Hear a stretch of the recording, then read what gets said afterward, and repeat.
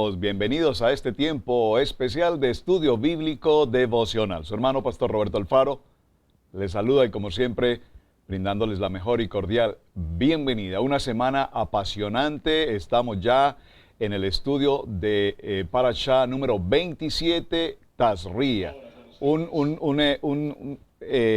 Parashá que tiene mucho tema que tratar, como todos los demás, pero que vamos a procurar en los días que nos quedan de semana evaluarlo muy minuciosamente.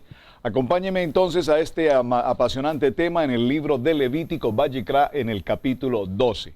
Este estudio bíblico de Tazria nos acompañará desde el capítulo 12, del verso 1 en adelante, hasta el capítulo 13, cerrando en el verso 59, ya el verso 14 será para nuestro siguiente parashá. Pero es importante que veamos algunos datos importantes que tienen que ver con este tema de Tazria, sobre todo, particularmente la traducción, porque eventualmente la palabra Tazria ha sido traducida como dar a luz, como portadora de simiente, que es una muy buena traducción, pero mejor aún, producir semilla. Veamos entonces la importancia de qué es esa semilla, qué es producir semilla y cuán importante es este tema. Acompáñenme por favor a Levítico Vayikra capítulo 12. El título en sus Biblias aparecerá La purificación de la mujer después del parto. Muy interesante. Verso 1.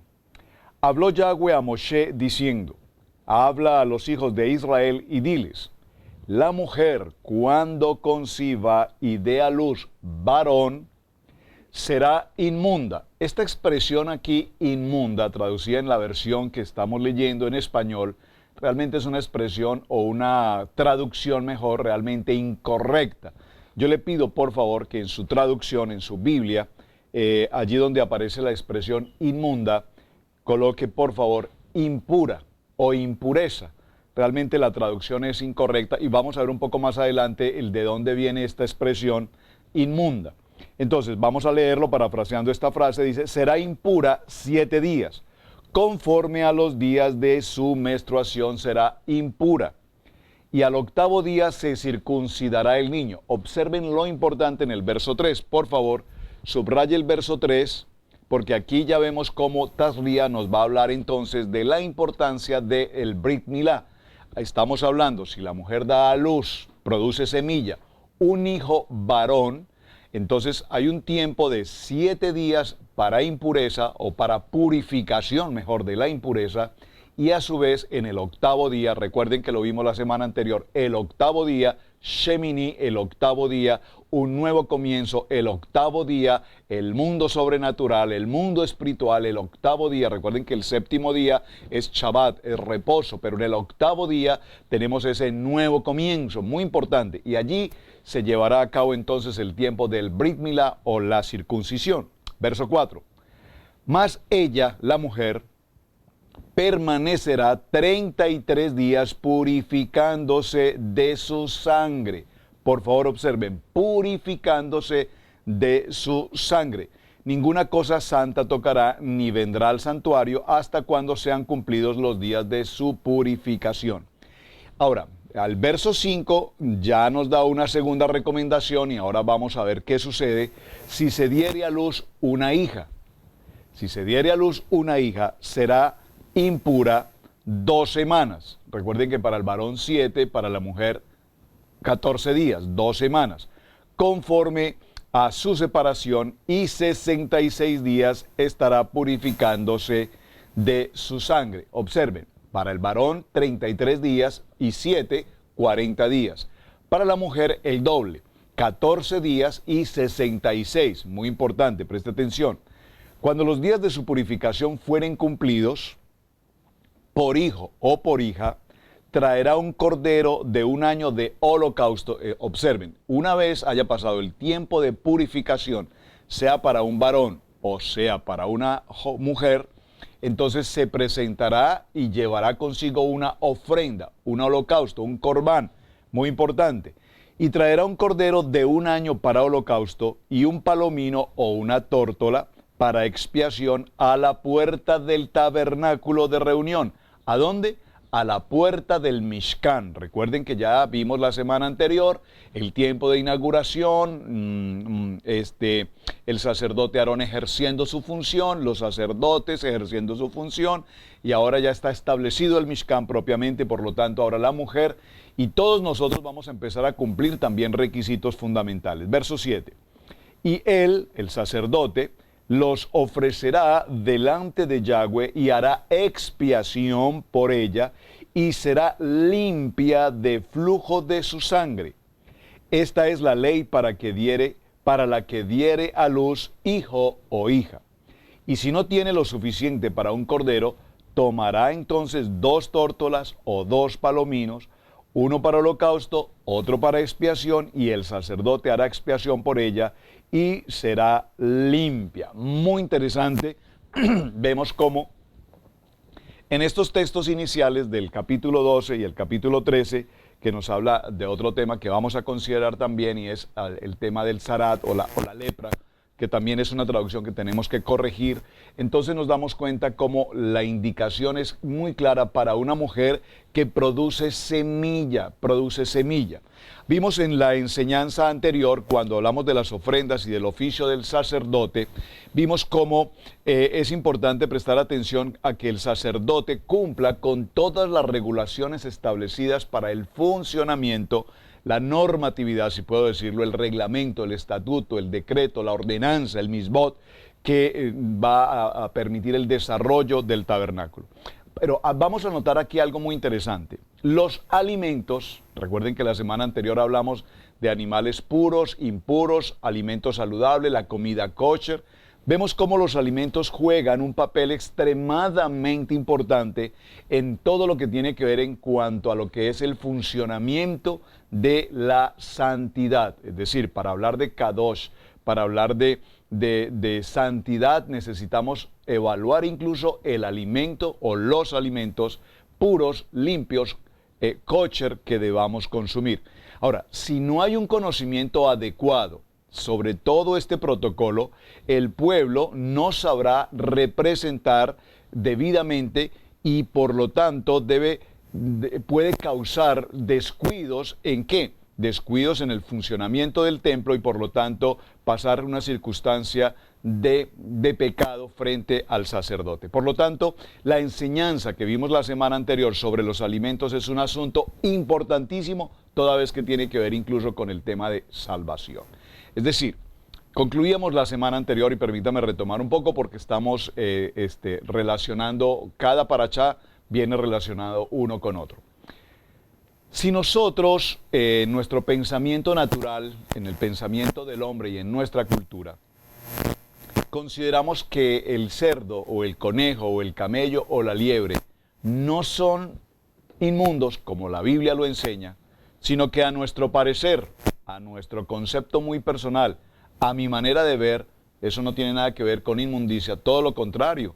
Me parece extraordinaria la carne de cerdo, me encanta su aroma, su sabor, me deleito comiéndola, pues es una manera que vemos cómo el pecado está tipificado en esta situación. Es decir, si usted considera que algo que sabemos por principio bíblico y por entidad, por principio y por temor a Yahweh, sabemos que es pecado, pero lo consideramos permisible, lo consideramos admitible en nuestra vida, entonces estamos tipificando esa comida inmunda en el caso particular de estos 4 animales que estamos considerando. El libro de Marcos en el capítulo 7, acompáñenme un momento por favor, al Evangelio de Marcos en el capítulo 7, en el verso 18, por favor acompáñenme, el libro de Marcos, capítulo 7, versos 18 en adelante, dice así la palabra. Y les dijo: ¿también vosotros sois faltos de entendimiento? Es una pregunta. ¿También vosotros, pueblo, sois faltos de entendimiento? ¿No comprendéis que todo lo que de afuera entra al hombre no le puede contaminar, porque no entra en su corazón, sino en el estómago y se elimina? declarando así limpios todos los alimentos. Y observen que aquí esta expresión, declarando limpio todos los alimentos, hace una expresión que se ha presentado teológicamente para muy mala interpretación de la palabra.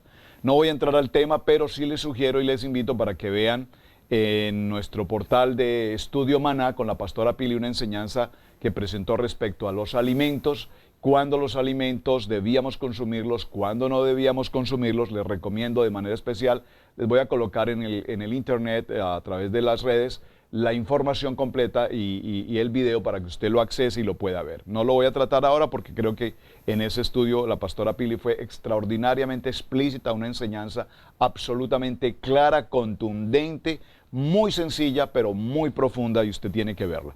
Así es que cuando vemos esta palabra dice, lo que sale del hombre, eso es lo que contamina al hombre, porque dentro del corazón de los hombres salen los malos pensamientos, las fornicaciones, los robos, los homicidios, los adulterios, avaricia, maldades, engaños, sensualidad, envidia, calumnia, orgullez e insensatez. Todas estas maldades de adentro salen y contaminan al hombre. Vamos a decir también con una palabra muy conocida que ya pronunciamos con frecuencia y es lashon hara. Todo ese lashon hara, toda esa contaminación, todo ese pecado, toda esa crítica, toda esa murmuración, toda esta calumnia, todo aquello que brota de nuestra boca con una mala intención, con una palabra pecaminosa. Recuerden que la palabra bendecir significa decir bien. Por lo tanto, la palabra maldecir significa decir mal. Lashon hara. Ahora, si el corazón del creyente, si el corazón de un creyente es inmundo, la condición de su vida, de su caminar, de su diario vivir, su condición espiritual y su relación con Dios, nuestro Padre, será igualmente una relación impura, una relación, por supuesto, que no tiene... vamos a decirlo, no quisiera usar esta palabra prosperidad, pero que no avanza. No quiero usar la palabra prosperidad en el sentido de que es una palabra, creo, mal utilizada también. Un hombre bendecido, un hombre próspero, un hombre de avance, un hombre de proyección, un hombre de alcance, es un hombre que en su corazón hay limpieza, hay pureza. Y recuerden que también a propósito del tema es interesante que tratemos 4 palabras que ya hemos mencionado en estudios anteriores. Recuerden que esta palabra tasría lo que realmente significa es producir semilla, portador de semilla. Y vemos cómo cuando esta palabra nos ha sido traducida también como cuando conciba, que es lo que nos dice el capítulo 12, verso 1 del libro de Levíticos. Cuando conciba, pero repito, cuando conciba, más tasría tiene que ver con producir la semilla. Ahora, vemos cómo hay varias palabras que necesito que consideremos. La palabra kadosh, ya lo vimos la semana anterior. La palabra kadosh tiene que ver con lo que es santidad. Santidad, por favor escríbalo. Kadosh tiene que ver con santidad. La palabra tabol, como suena, como se escribe, vamos a decirlo en español, tabol, es una palabra que tiene que ver con algo que es precisamente compatible con esa santidad. Compatible con la santidad. Todo aquello que nosotros hacemos que sea compatible con esa santidad, es decir, que permite, que conduce, que no estorba, que no altera desde ningún punto de vista la santidad. Esa palabra tabol. ¿Por qué la menciono? Porque hay otra palabra que es la palabra hol, y la palabra hol tiene que ver con todo aquello que sea profano. Por favor, escríbalo. Hol tiene que ver con todas aquellas cosas que son profanas. Y finalmente vamos a tener la palabra tamé, una palabra muy conocida, una palabra muy pronunciada y una palabra que tiene que ver precisamente con esta parashá de Tazria. La palabra tamé, que la palabra tamé ha sido considerada también como inmundo o impuro, pero realmente la palabra tamé, su origen, su expresión más cercana, podríamos decirlo, más valedera o de mejor intención es que no es compatible con la santidad. Por favor, dígalo conmigo. Tamé, no compatible con la santidad. No compatible con la santidad. Recuerden, tabol, que es completamente compatible con la santidad, y tamé, que la hemos traducido como impureza o inmundicia, realmente es no compatible con la santidad. Hecho estos comentarios iniciales respecto al tema de Tazria, vamos a encontrarnos entonces en esta tarde cómo la Torá, a través de este parashá, ordena que las mujeres deben ofrecer particularmente un corbán tras el nacimiento del niño varón. Ahora, los hijos varones, repito, deben considerarse, recuerden, que al octavo día en el Shemini deben ser circuncidados. Y vemos cómo en esta historia de Tazria la Torá nos introduce una palabra que ya la he mencionado y que la vamos a considerar en esta tarde, que es la palabra Saraat.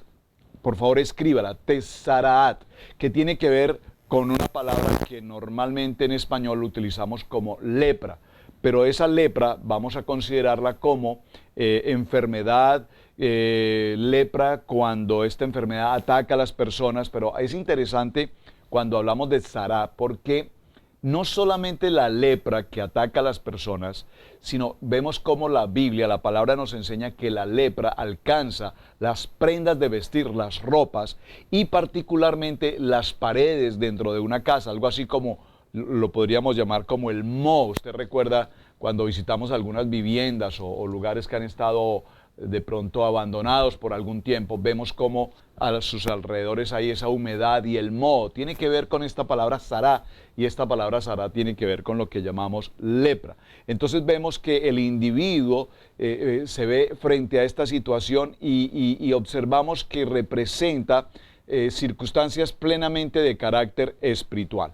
Ahora, en este proceso que estamos llevando, a fin de determinar si una mancha en particular es o no Sará, debe ser siempre consultado con el Cohen. Esto es muy importante. Aquí el papel del Cohen es fundamental, porque el Cohen es quien va a determinar si hay lepra, sea en la persona, en su salud, en su piel, si hay lepra, sea en la ropa, o si hay lepra, sea en las viviendas, repito, en las construcciones, en las paredes. Ahora, ¿el Cohen qué hace? El Cohen lo que hace es que va a aislar durante una semana a la persona o la ropa o el lugar determinado.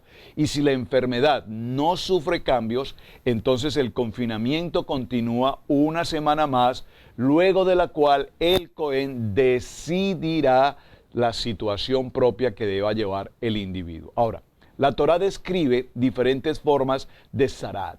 La persona acerca de la cual queda confirmado que sufre de esta Sarat o de su ropa, entonces no deberá cortarse su pelo y además deberá permanentemente alertar a todas las demás personas a su alrededor, indicando que es portador de esta situación de Sará.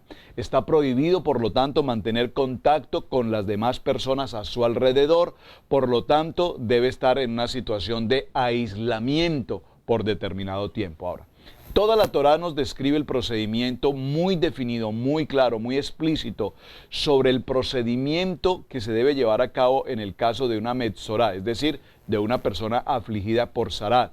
Luego de concluir con su periodo de aislamiento, también hay un proceso por el cual se debe entrar al tiempo de purificación. Todo esto lo dirige absolutamente el sacerdote, el Cohen. Este proceso se extiende por una semana e involucra el korbanot e inmersión en la mikveh. Recuerden que esto es importantísimo, la inmersión en la mikveh, lo que conocemos como el bautismo, es el acto de purificación. Ahora, luego, el Cohen debe declarar metzorá puro, debe declarar que la persona está completamente limpia, y un metzorá de escasos recursos puede sustituir las ofrendas de los animales con cosas como de menor valor económico, pero lo importante aquí es que siempre se presente el korbanot después de todo el proceso de su limpieza o de su purificación. Ahora, antes de que el Cohen diagnostique que una casa tiene Saraat, los artículos de la casa deben ser retirados para evitar que estos artículos también sean contaminados, que sean afectados de ese proceso de impureza. El Saraat se elimina demoliendo y reconstruyendo esa vivienda, de tal manera que la edificación debe ser completamente arrasada y reconstruida en su totalidad. Vean qué interesante, o sea, cuando entendemos que comillas, lepra, el sará, la impureza, afecta el establecimiento, la casa, la recomendación, no, la ordenanza es que ese lugar debe ser totalmente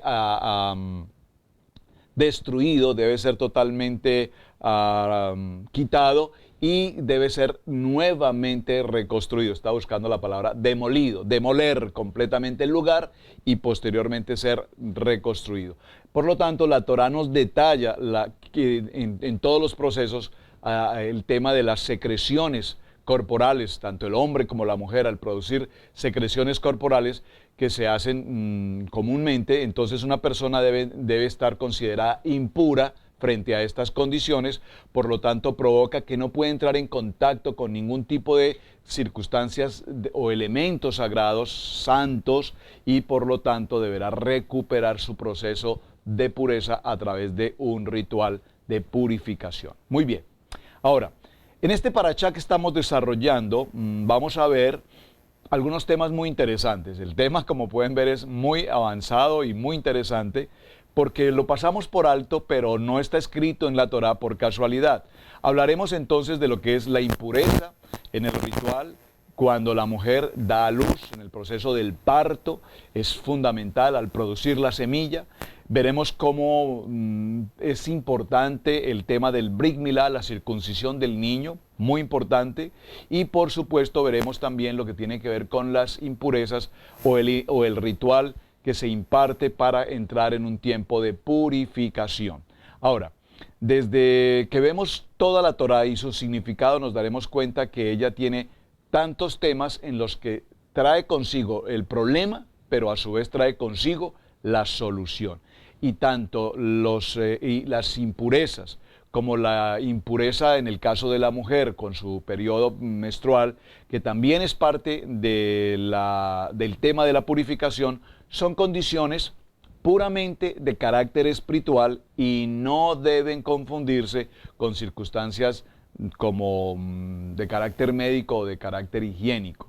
Es decir, la mujer debe mantener su condición de higiene, su condición de cuidado personal absoluto, por supuesto, y creo que las mujeres en eso tienen absoluta claridad, supongo y espero que así sea, pero también la Torá se ha tomado el tiempo de indicar los tiempos y las maneras como se debe tratar este tipo de situaciones para que esa impureza, repito, pase a un proceso de purificación y pase a un proceso de limpieza. Ahora, aunque la impureza espiritual que estamos mencionando aquí puede ser provocada también por condiciones de carácter físico, entonces es necesario tener presente que estas circunstancias físicas repercuten no solamente en el bienestar de la persona, en el bienestar de la mujer, en el caso particular que estamos hablando, sino de manera particular en su condición de vida espiritual. Es decir, para tipificarlo de una manera, veremos cómo el orgullo de una persona no lo podemos medir desde un punto de vista contable, pero sí podemos medir el orgullo de una persona, el ego de una persona desde el punto de vista físico. Es decir, conocemos de personas que tienen ese orgullo tan alto porque yo soy de tal nación, o porque yo tengo esto, o porque tengo tal apellido, o porque tengo estos títulos académicos, o porque gozo de una cantidad económica suficiente para vivir. No sé, hay gente que tiene orgullo hasta de la misma pobreza y hasta de la misma miseria se sienten orgullosos. Pero lo que quiero significar es que el orgullo, más que una expresión física, tiene un carácter evidentemente espiritual. Y cuando hablamos de estoy hablando del orgullo en el sentido del carácter de una persona, de esas personas impulsivas, de esas personas dominantes, de esas personas aparentes. La palabra típica para esto es la hipocresía, que quieren aparentar lo que realmente no son. Entonces, todo tiene que ver con una impureza de carácter espiritual, tiene que ver con una condición mental, tiene que ver con una condición emocional, tiene que ver con una condición psicológica, tiene que ver con la depresión, tiene que ver con la condición de ser más que otros.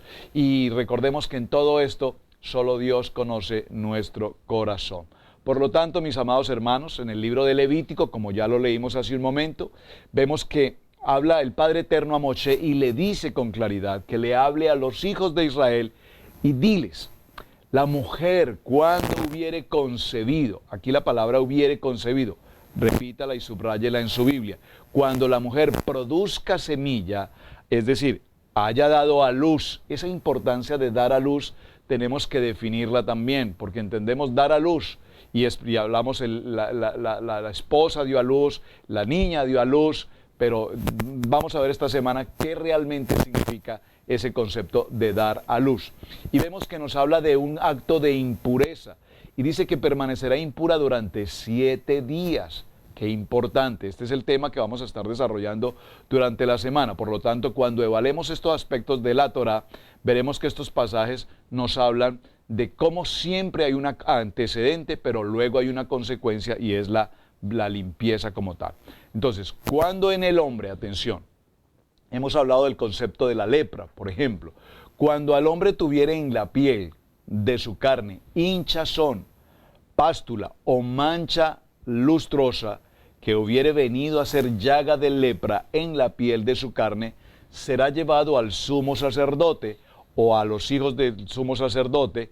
Y entonces vemos aquí como la palabra en este versículo parece estar un poco fuera de orden. ¿En qué sentido? Cuando un hombre tiene en la carne de su piel la plaga de Sará, como hinchazón o una costra o una mancha blanca, vemos aquí todo lo anterior se entenderá en la base de la declaración de los sabios, que como consecuencia de desobediencia a la orden de Dios, vemos como en el caso particular de Berechit, lo vimos ya en el estudio de Berechit, Eva, la mujer, tuvo que sufrir del flujo de sangre, de menstruación, y vemos como la sangre de las relaciones maritales también tienen una incidencia fundamental cuando hablamos del concepto de virginidad y de sangre. Todo lo que tiene que ver con sangre va a representar impureza, y todo lo que tiene que ver con sangre, recordemos que en la sangre está la vida, y este es un punto que también nos trae el Parashat Ría y que vamos a tener que considerar minuciosamente. Dice la palabra, durante esta situación, vemos en Génesis, Berechit, capítulo 13:6, aumentará su sufrimiento. ¿Y cómo fue entonces que se creó originalmente esta historia? Vemos que la filosofía de la mujer era tal que no tenía un ciclo menstrual entonces, y el proceso de concebir o dar a luz no implicaba ninguna circunstancia de carácter sagrado. Tampoco sangraba cuando participó por primera vez en las circunstancias de sus relaciones matrimoniales. Ahora, estas facetas de la vida se introdujeron en realidad como resultado ¿de qué? Del pecado, lo que llamamos, comillas, pecado original, para que lo podamos entender. En otras palabras, para rectificar la forma incorrecta de pensar o mirar la vida que llevaron Adán, esa palabra Adán, me gustaría que esa palabra Adán la tuviéramos muy presente, porque la palabra Adán ya la habíamos estudiado en Berechí anteriormente, pero solo la quiero mencionar nuevamente. Adán, la palabra Adán nos indica hombre, ser humano, es lo que significa Adán. Recordemos que en el huerto estaba Adán, el ser humano, y recordemos que Adán, la palabra Adán, en hebreo, Aleph, tiene que ver con Dios, el primero, el único, Dios, Cuando escribimos Adán y separamos Aleph, Dios, que significa todo, el Dios, el Elohim, el Rey del universo, y dejamos la palabra Dan tiene que ver precisamente con sangre, es lo que significa Dan, sangre, que significa cuerpo. Es decir, en el Berechit, en el jardín, mencionamos siempre el nombre del varón, el ser humano, Adán, y no el nombre de Eva, porque quien dio el nombre de Eva fue precisamente Adán, fue quien la llamó a la mujer. Allí se habla de la varona. Pero es importante entonces recordar que en esta situación, cuando se produce esta situación de los hijos en el primer periodo, al experimentar y lidiar con la propiedad de estas historias, nos damos cuenta que debemos someter a un proceso de maduración espiritual lo que pasó para entender el proceso del pecado y para poder entender el proceso de purificación y poder entender el proceso de santidad. Entonces, la mujer va a dar a luz la semilla, va a producir la semilla, pero va a producir una semilla con dolor, va a producir una semilla con sangre. Y este es el tiempo entonces de necesitar purificación. Entonces, en estas condiciones vemos como ya la pareja en una condición de estar caídos, que es la expresión correcta, caídos el manto que los cubría de santidad, vemos entonces que ahora su vida va a pasar por un proceso en el que requieren purificación, en el que requieren el corbanot, la ofrenda, y entrar en un proceso de limpieza. Ahora, le habla Yahweh a Moisés y le dice, sobre lo que voy a decir sobre el tema de la menstruación y de la virginidad, vemos que el pueblo judío le pregunta por qué tienen que ser profanados por un sangrado menstrual, viendo que son un pueblo santo. ¿Por qué razón se sucede esto? Habla a los hijos de Israel y diles, es porque Eva, la mujer, transgredió lo que le dije que hiciera. Ella fue hecha para sufrir las impurezas en su periodo menstrual. Por esta razón, mis amados, si una mujer concibe y da a luz un hijo, será impura. Observen por favor la expresión que estoy mencionando, impura.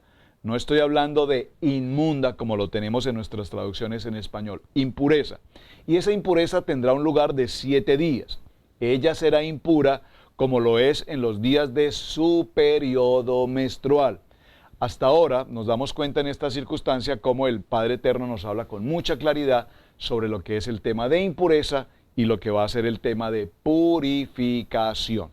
Entonces, en ese desarrollo que estamos llevando en el día de hoy, mis amados hermanos, quiero invitarlos para que consideremos de manera especial que no es lo mismo concebir que dar a luz. Estas dos expresiones tenemos también que considerarlas. Estoy mencionando muchas cosas porque Tazria tiene mucho tema que tratar. Yo le pido por favor usted tome atenta nota, escriba, considere lo que estamos tratando y por favor investigue y profundice los temas. No es lo mismo entonces concebir que dar a luz. La concepción ocurre normalmente 38 semanas antes de un parto normal. El momento de la concepción influirá en el futuro de esa semilla. Si los padres están teniendo un tiempo de intimidad en santidad y pureza, esa semilla será engendrada en santidad y pureza. Pero si alguno de los padres está en una condición de lascivia, de perversión, de alcohol, de ebriedad, si lo puedo decir tal vez, lujuriosa, entonces ese espíritu que se transmite a esa semilla, al producir la semilla, ese espíritu dará una concepción con un futuro muy probablemente con problemas en todo tipo de desorden. ¿Qué estamos entonces significando con esta historia maravillosa de Tazria? Que cuando hablamos de producir la semilla, tenemos que tener muy claro que ese vaso, si ese vaso es concebido en santidad, entonces esa semilla se producirá con santidad.